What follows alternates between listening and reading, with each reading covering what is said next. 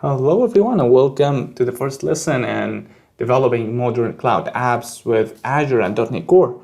Here in the first part we will talk about our first resource, which is Azure Cosmos DB, which is from my own perspective the most powerful database exists out there.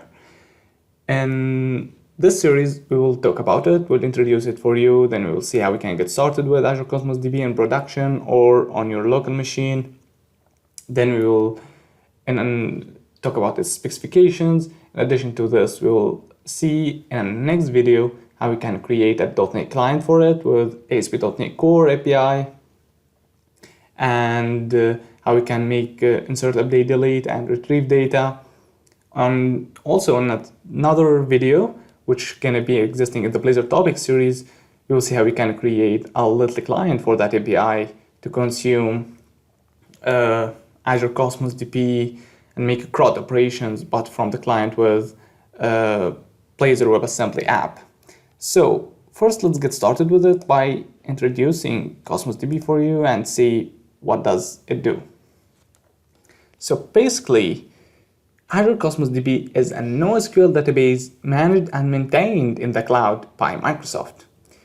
It's a NoSQL database. It's exactly the opposite of SQL, especially if you are a .NET developer and you are using SQL Server too much. In this case, it's gonna be totally new for you, but it's a very, very interesting. And also, the concept of NoSQL is just awesome, and the way that's managed in Azure is just great.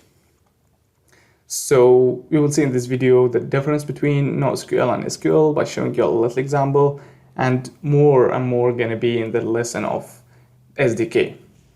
The second amazing feature of Azure Cosmos DB is that it is a multi-modal database. It has multiple ways to store and retrieve the data for you. We will talk about that in a bit. Also, that's awesome that Azure Cosmos DB has only 1 millisecond latency, which make it very, very powerful for massive scale apps, and also the app that based on, or it needs very, very high performance. Azure Cosmos DB is just perfect choice for that. Also, it's globally distributed, so your data can be existing all over the world across the Azure regions or Azure data centers across the globe. You can choose the region or the data center you want your data to be in, and it will be replicated with an efficient consistency levels available in Azure Cosmos DB. Also, Microsoft, because Azure Cosmos DB is managed like any other service in Azure, it is available, the availability for the database is going to be 99.99% for your customers. So this means that 0.001, the percentage of getting down, which is a very, very high percentage of availability. Another cool feature of Cosmos DB, like it is physically partitioned using partitioning key. We will talk about this also in a bit. First, let's talk about in details the multi-modal database. What does that mean? As I've said before, Azure Cosmos DB can store and retrieve the data for you, use 5 different APIs. The first one is a core SQL. So you can retrieve your data using the TSQL you are familiar with SQL, but it's a developed version only for Cosmos DB. Another API is Azure Table. We have also Mongo Db. So this means that if you have already application right now and using Mongo Db, you can just change the connection string for the Cosmos DB and you are just ready to go. Very easy to migrate. We have also Cassandra Db and the Gremlin or graph to store your data like in node and edges, which is just awesome. For new databases, the most powerful API is just core SQL, but those are like Mongo, Cassandra, and Gremlin. If you have already an existing database or application up and running in a production and you want to migrate to Cosmos DB, those are just great for you. So the second wonderful feature that it's 1 millisecond latency. This means that it's just perfect for many scenarios like multiplayer games, imagining game online, like all the games that are available right now in the market. you are playing with people all over the globe, and the latency is very low. You are just playing in real time, as it seems like in a local network. So in this case, Azure Cosmos DB is just great for that. And also another solutions like the business application that based on IoTs and data comes from sensors in real time. Azure Cosmos DB is also just great. The last feature I want to talk about is that it's physically partitioned, which means the database could be existing on multiple servers, not only on a specific one. So this gives you a very flexible way to scale your database. But the partitioning key is one of the most important decisions you have to take while you are building your app and the database. What does this mean? Let's assume that we want to store a set of customers in this database. We want to choose the right partitioning key. So in this case, Azure Cosmos DB engine will partition our database based on that key. For example, if we take a zip code, here in this case, we have 3 partitions for our database. The first partition has 3 zip codes, customers which have those 3 zip codes: 123458, 123457, 123456. So we have, for example, 10 customers by 10 customers, but within this code 200012, we have a huge number of customers existing out there. So Cosmos DB managed and create a new partitioning for that. And we have the third partitions, which still have only a few customers who have the zip code 101010. So you have to choose the partitioning key wisely, because as soon as you created it for the container, you cannot change it after that directly from the container. You have to create a new one, then migrate your data to that new container. So this is a very important feature. At the same time, it's a very important decision while you are building your app. So this was just a very quick introduction for Azure Cosmos DB. Let's move right now and see how we can get started with that. Okay, I will move here to my browser. As you can see, I have Azure Cosmos DB Emulator. Actually, if you want to get started with Azure Cosmos DB and with the core SQL API, Azure Cosmos DB Emulator is just perfect for you. You don't have to have any Azure account or subscription. You can just directly install the emulator and it will work for you perfectly. In this case, this is just for development for sure. As you can see, it's localhost and it provides you with only SQL API. How to install the emulator? Basically, just go to aka.ms/cosmos db-emulator like that. Hit enter and the installer will directly start. In this case, after you install the emulator, from here go to Cosmos DB emulator, just run it, and after it will run, you have this UI in the browser up and running. So this is everything you need. This is the connection string. This one is for Mongo, and you have the primary key and the endpoint for that. So you can get started directly developing in the development environment. But if you want to create a new Azure Cosmos DB in the cloud, in the Azure, which is for production. To get started, you can click on Create Resource, and let's search for databases. And here we have Azure Cosmos DB. Okay, let's create a new account. For example, here you can choose the resource group. I will choose, okay, I will create a new one. Modern Apps Demo. Okay. I will name the account that's gonna contain my Azure Cosmos DB databases for within this resource group or within this account. I will call it, for example, Learning Cosmos account. Okay.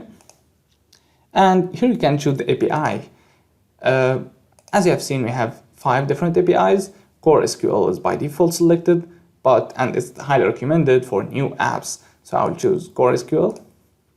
Here you have to specify the location, and Later on, I will talk a little bit about the pricing and how Microsoft charges you for your Azure Cosmos DB.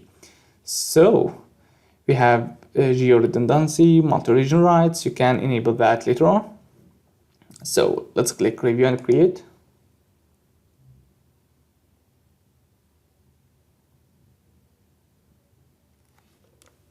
Okay.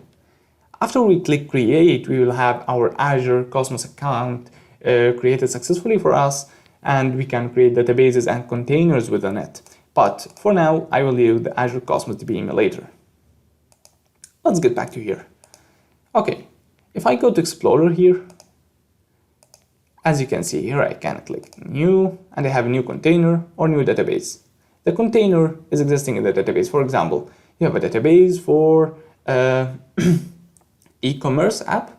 So you have container for products, you have container for customers, and you have container for orders and so on. So I will start by creating a new database, and I will call it online courses, give it an ID. And here we have throughput, 400 to 1 million request unit per second. Let's talk about this a little bit. Actually, RU, what you are seeing here, called request unit, which basically the currency that Azure Cosmos DB or Microsoft uses to charge you for your database. Throughput means every request unit. First, every request unit means the query for reading a 1 kilobyte document from the database.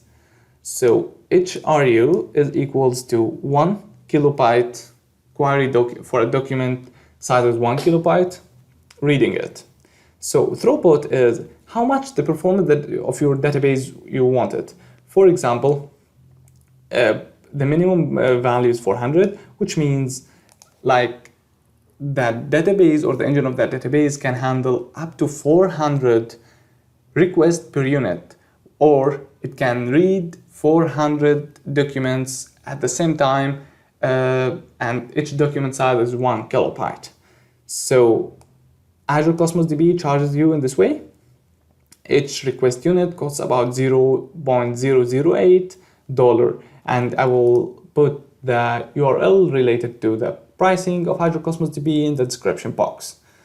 But for now, we will choose the minimum value, and I'll set it manual, of course. If you set it to auto scale, so Microsoft will increase the throughput or decrease it based on the usage and the number of requests it gets. But I prefer to set it for manual, and I will have it for 400. And this also, another thing to mention is you can set the throughput on the level of database or on the level of the container. But right now we are setting it on the level of the database. I will click OK. And here we go. We have a new database called online courses. Let's go to the SQL and see the difference here between SQL and NoSQL. Here, if you have a look, I have a database called DemoDB. I will navigate to tables, and I will check here that I have two tables, trainer and courses. The relationship basically is just 1 to few or 1 to many, which means each trainer has few courses.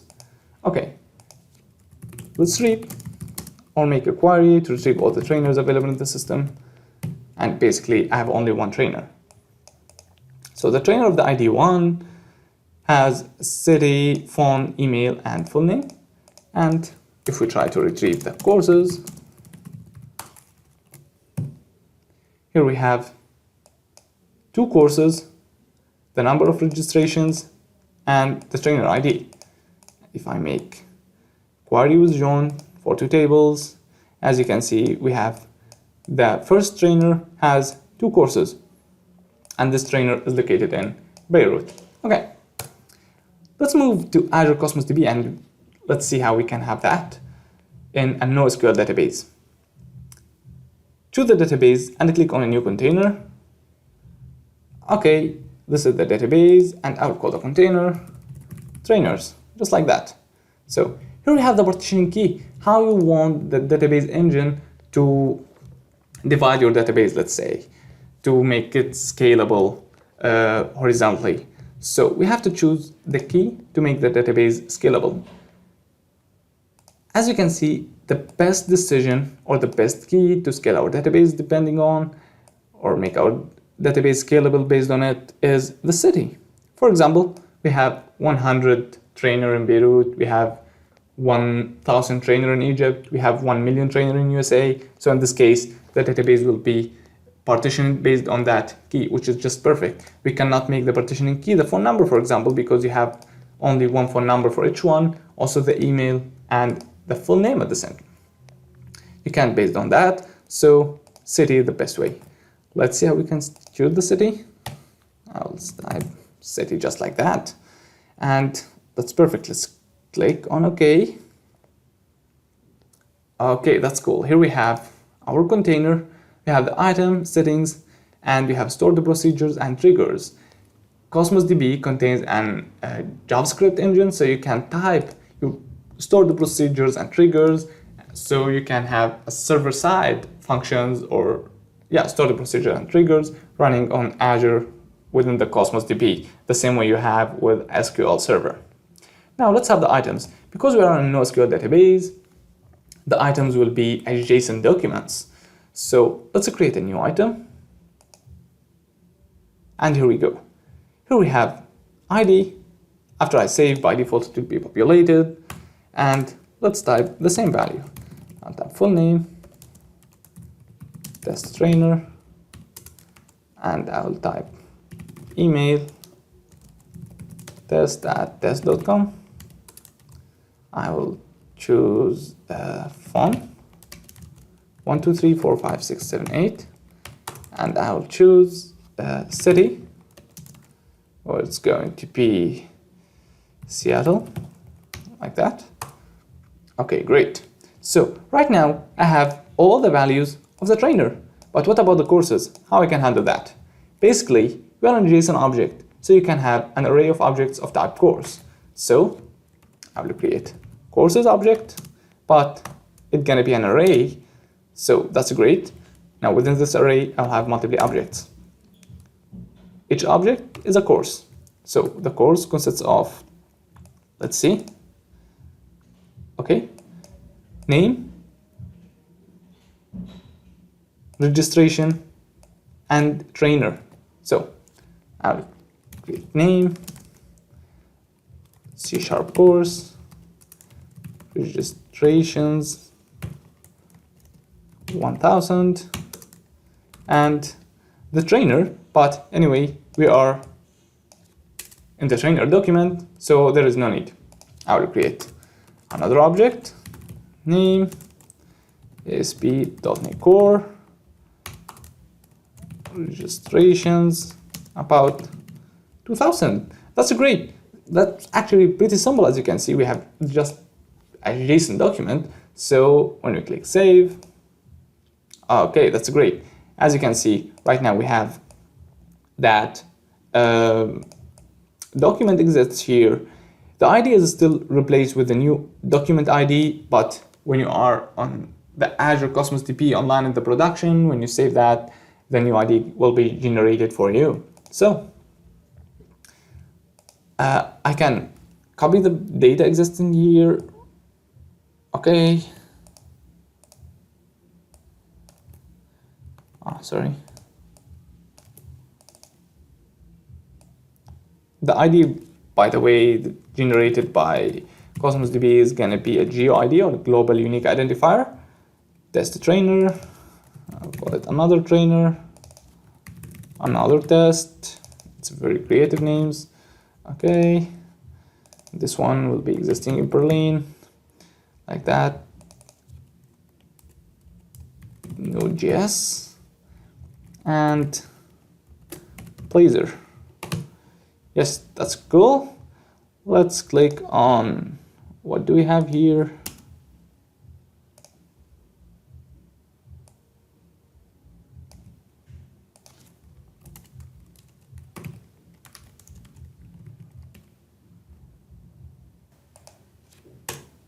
Okay, sorry.